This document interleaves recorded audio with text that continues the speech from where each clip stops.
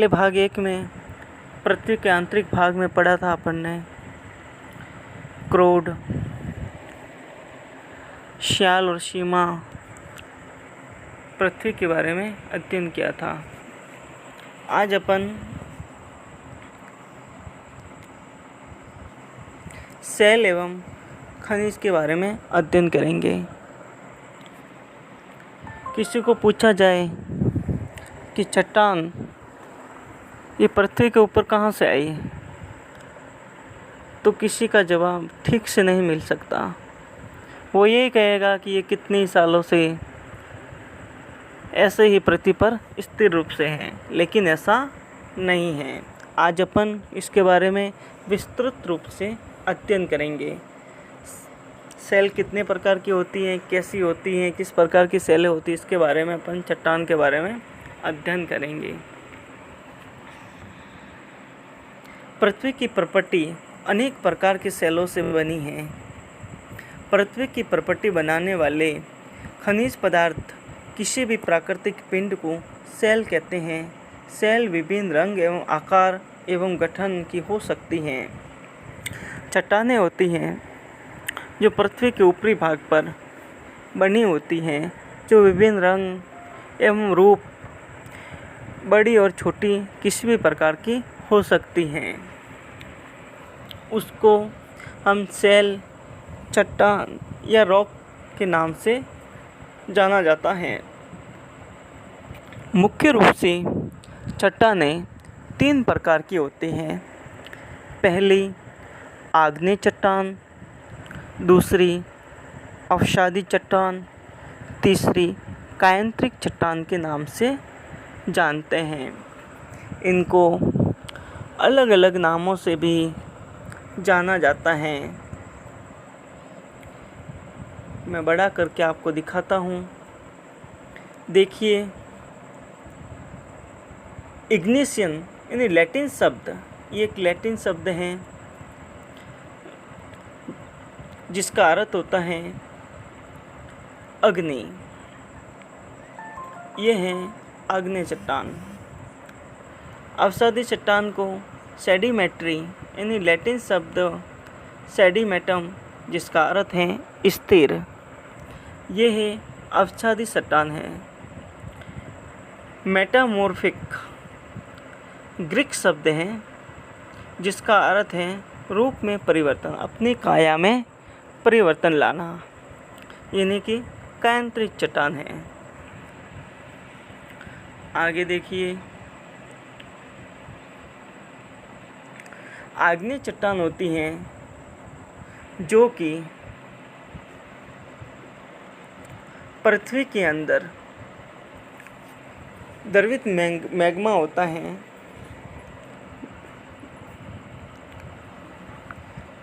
जो ठंडा होकर ठोस हो जाता है। इस प्रकार बने सेल को आग्नेय सेल कहते हैं। उन्हें प्राथमिक सेल भी कहते हैं। आग्नेय सेल 2 प्रकार की होती हैं, अंतर्भेदी सेल व बहिर्भेदी सेल। क्या आप ज्वालामुखी से निकलने वाले लावा की कल्पना कर सकते हैं?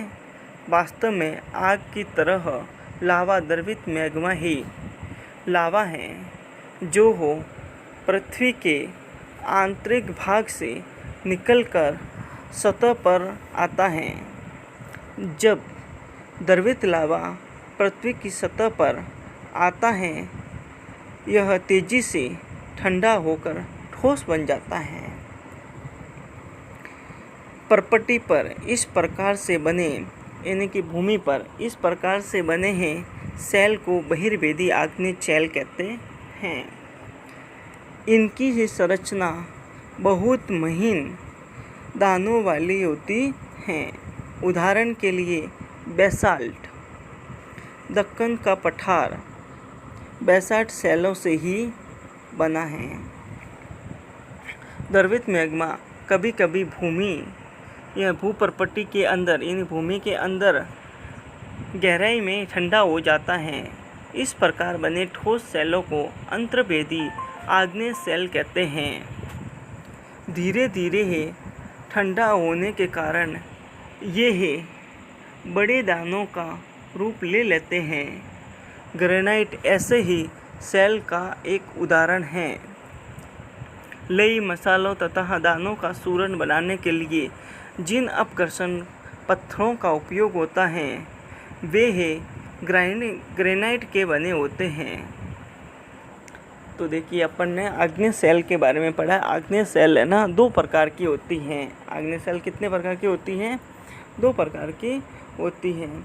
ये देखिए, ये भूमि का ऊपरी भाग और इधर से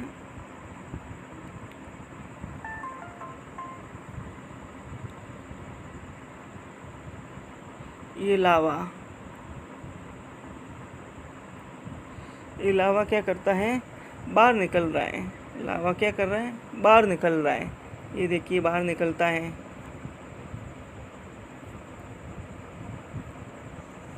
बाहर निकल कर लुढ़क करके ठंडा होकर के ये ज़मीन के ऊपर क्या बना रहा है?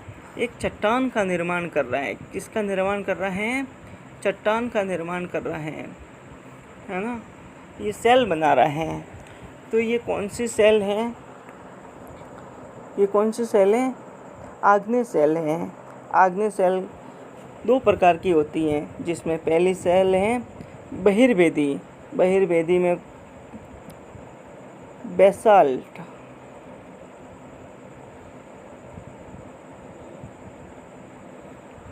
कौन सी है? ये है बेसाल्ट है, जिसमें दक्कन का पठार बेसाल्ट सेलों से ही बना है। तो इस प्रकार की सेलें जो बनती है जो बेसाल्ट के नाम से जानी जाती हैं। और ये जो लावा है जो बाहर आकर के ठंडा हुआ, तो ऐसी सेल को बहिर्वेदी सेल कहते हैं। अब देखिए दूसरी होती है जो लावा बाहर निकलता है और अंदर का अंदर यहाँ पे ही ठंडा हो जाता है। यहाँ पे ही देखो मैं बना रहा हूँ, और इस प्रकार से ठंडा हो जाता है और अंदर का अंदर ही भूमि के अंदर का अंदर ही रह जाता है। ऐसी सेल को, ये है तो आग्नेय सेल लेकिन ये अंतर्वेदीय सेल है, यानी कि अंदर बनने वाली सेल है।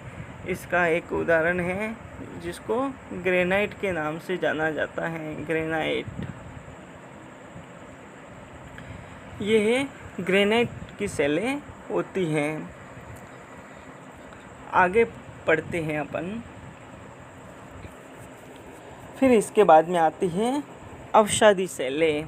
अवसादी सेलें कैसे बनती हैं? देखिए, सेल लुढ़क कर, चटक कर तथा एक दूसरे से टकरा कर छोटे छोटे ही टुकड़े में टूट जाती हैं। इन छोटे ही कणों को अवसाद कहते हैं।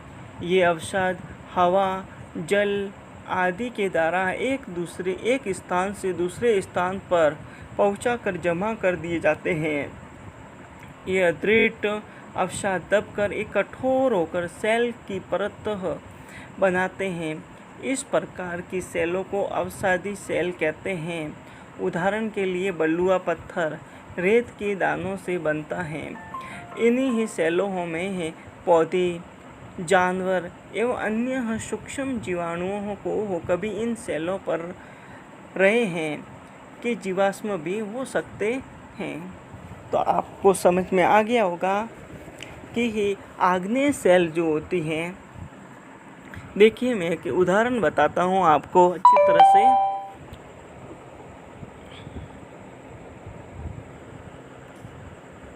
देखिए मैं अच्छी तरह से आपको एक उदाहरण बताता हूँ।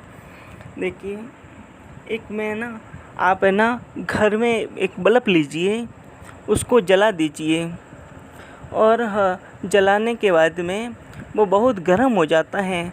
तब उसको ठंडे पानी के छींटे मारे आप, या ठंडा पानी उस पर उड़ेल देवे, तब ये बल्ब अचानक फूट जाता है, टूट जाता है। ऐसा क्यों होता है? देखिए, जब है ना गरम बल्ब पर ठंडा पानी उछालने पर बल्ब टूट जाता है। इसी प्रकार से देखिए, ये एक चट्टान है, ये चट्टान है। देखिए, ये जो चट्टान बनी हुई है उस पे है ना, ये एक सूर्य है, ये सूर्य है ना, सूर्य का तेज प्रकाश है ना उस चट्टान पे गिरता है, इस चट्टान पे गिर रहा है तेज प्रकाश। यानी कि तेज प्रकाश गिरने से चट्टान क्या होती है, गर्म होती है, बहुत गर्म होती है। गर्म होने के बाद में क्या होता है कि जब शाम के समय में है बरसात होती है,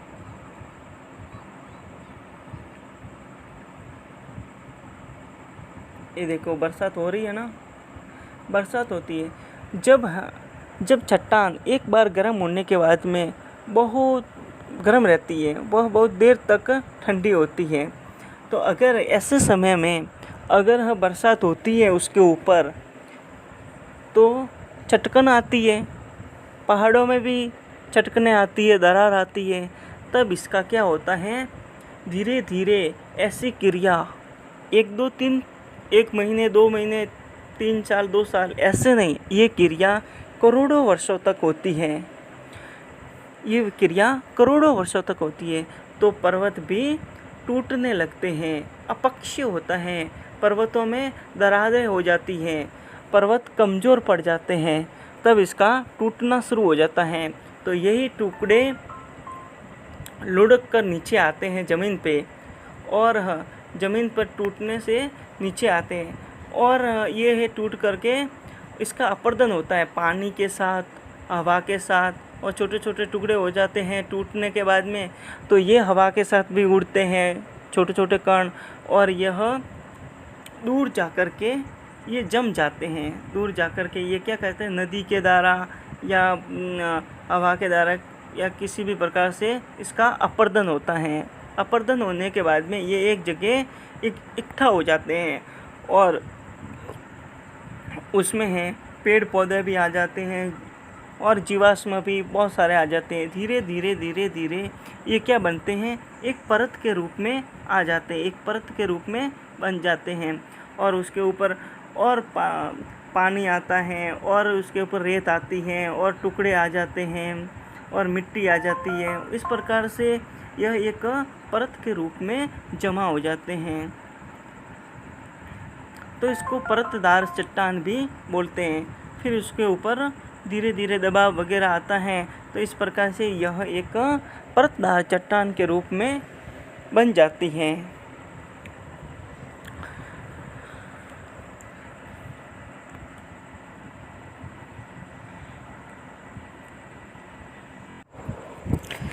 अपन ने आग्नेय चट्टान के बारे में पढ़ा था कि ये बहुत कठोर होती हैं।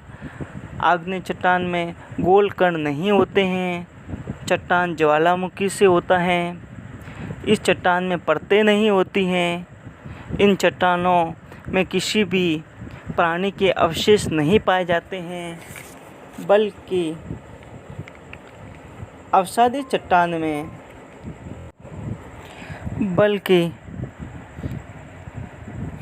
परतदार चट्टानों में यानी कि अवसादी चट्टानों में यह अपर्दन के कारण एक दूसरे से ऊपर आकर के बनती है, यानी विभिन्न रूप होते हैं, और एक के ऊपर एक होती है, परत में होती है।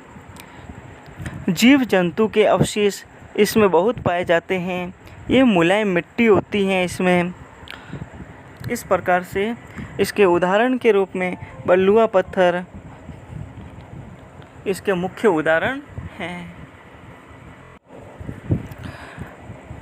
अन्य उदाहरण चूना पत्थर, स्लेट हैं, कोयला है।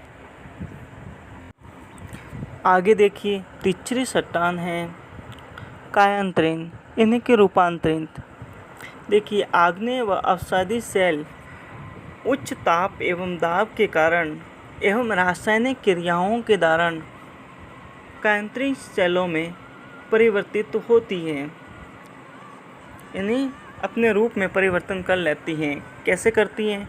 यानी ताप व दाब के कारण, यानी कि ताप और दाब एवं रासायनिक क्रियाओं के द्वारा यह केंद्रीय चट्टानों में परिवर्तित हो जाती हैं। देखिए इस प्रकार से ये चित्र देखिए, इसमें दे रखा है चित्र 2.3 में केंद्रीय सेलों में परिवर्तन अवसादी सेल। तो ये दोनों में हो सकती हैं, आग्नेय चट्टान केंद्रिक में बदलती हैं और अवसादी जो सेल होती हैं, चट्टान होती है, ये भी इसमें ही परिवर्तित होती हैं। जो चट्टानें होती हैं, जो सेल होती हैं, ये हमारे लिए बहुत ही उपयोगी होती हैं, हमारे मकान बनाने में, सड़कें बनाने में, है ना। इस प्रकार से हमारे बहुत ही उपयोगी होती हैं। आप पत्थरों का उपयोग कई खेलों में भी करते हैं। इस प्रकार से तो आपको समझ में आ गया होगा।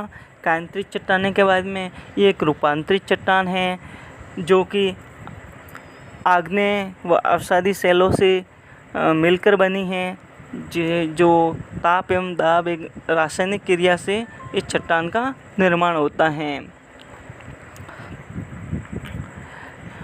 इसमें किसी जीव किसी भी प्रकार के नहीं पाए जाते, क्योंकि ताप बहुत होता है, दाब के कारण ये किसी भी प्रकार के जीव इसमें नहीं होते हैं। आग्नेय चट्टान में भी नहीं होते हैं और केंद्रिक चट्टानें में भी नहीं होते। किसी भी जीव का अवशेष इस चट्टानों में नहीं मिलता है। ये अन्य चट्टानों से अधिक कठोर होती हैं। एक जो आग्नेय चट्टान होती है वो भी कठोर होती है, और ये केंद्रिक चट्टान ये भी बहुत ही कठोर होती है। इसमें रंध्रों का सर्वदा अभाव पाया जाता है। इसके मैं उदाहरण बता देता हूँ। जो ग्रेनाइट होती हैं, जो नीस का निर्माण करती हैं, यानी ग्रेनाइट होती हैं जो किस में बदल जाती है? नीस में बदल जाती हैं। देखिए ग्रेनाइट होती हैं वो किस में बदल जाती हैं? रूपांतरित होती हैं नीस में। समझ में आ गया? दूसरा देखिए बेसाल्ट होती हैं।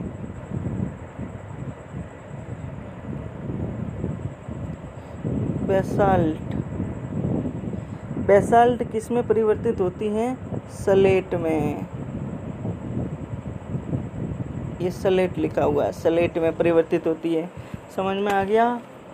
अब देखिए तीसरा होता है चूना पत्थर। चूना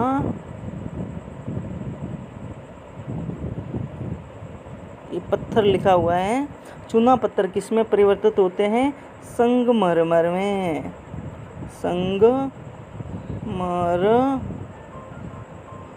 संगमरमर में परिवर्तित होता है। एक होता है लिग्नाइट कोयला होता है। देखिए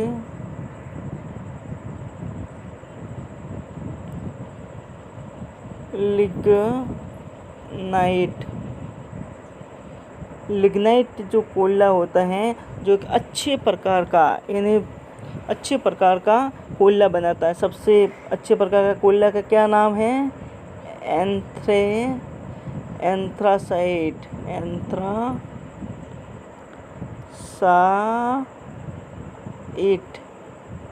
तो इस प्रकार से यह अपने रूप में परिवर्तन करता है। देखिए इसके बाद में लिखा हुआ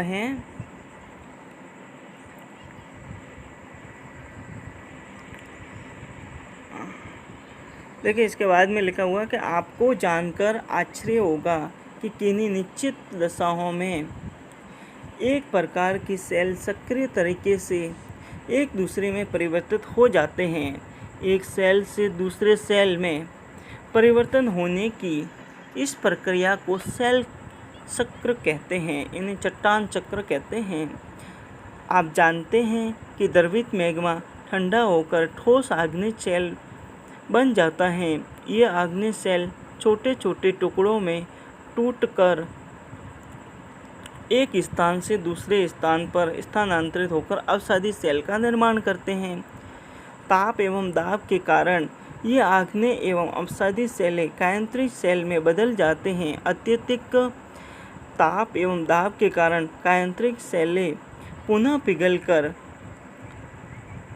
द्रवित मैग्मा बन जाती हैं, पुनः ठंडा होकर ठोस आग्नेय सेल में परिवर्तित हो जाती हैं। देखिए जो ये बलुआ पत्थर हैं, जो लाल किला बनाया हुआ है, ये देखिए ये अवसादी सेल से ही बनाया गया है। देखिए यहाँ जो ताजमहल आप देख रहे हैं, सफ़ेद संगमरमर पत्थर से बना हुआ है। ये एक कायांतरिक चट्टान है जो चूना पत्थर संगमरमर में बदल जाती है और इसी पत्थर से यह ताजमहल बनाया गया है। अब मैं आपको एक समझाना चाहता हूँ, अच्छी तरह से इस चित्र को, सेल चक्र को देख लीजिए। देखिए ये है आग्नेय चट्टान, आप देख रहे हैं, ये आग्नेय चट्टान है। ये आग्नेय चट्टान है ना, ये आग्नेय चट्टान एक लावा के रूप में, एक ज्वालामुखी के रूप में बाहर निकलती हैं और यह लावा ठंडा होकर के आग्नेय चट्टान का निर्माण करते हैं। धीरे धीरे इस चट्टान में, मैंने बताया था कि इसमें अपक्षय होता है, टूटते हैं और ये टूटे हुए अवसाद जो एक तलछट में जमा हो जाते हैं, है ना, अनासाधन हो जाता है, उसका तलछट में जमा हो जाते हैं और ये धीरे धीरे धीरे धीरे परतों के रूप में मिट्टी आ जाती है, कंकड़ आ जाते हैं, पेड़ पौधे आ जाते हैं। तो इस प्रकार से इसमें परतें दर परतें बनती जाती हैं।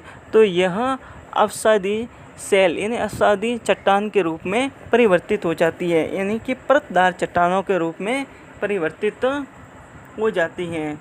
तो ये हैं, तो इसमें परिवर्तित हो जाती है। इसके बाद में देखिए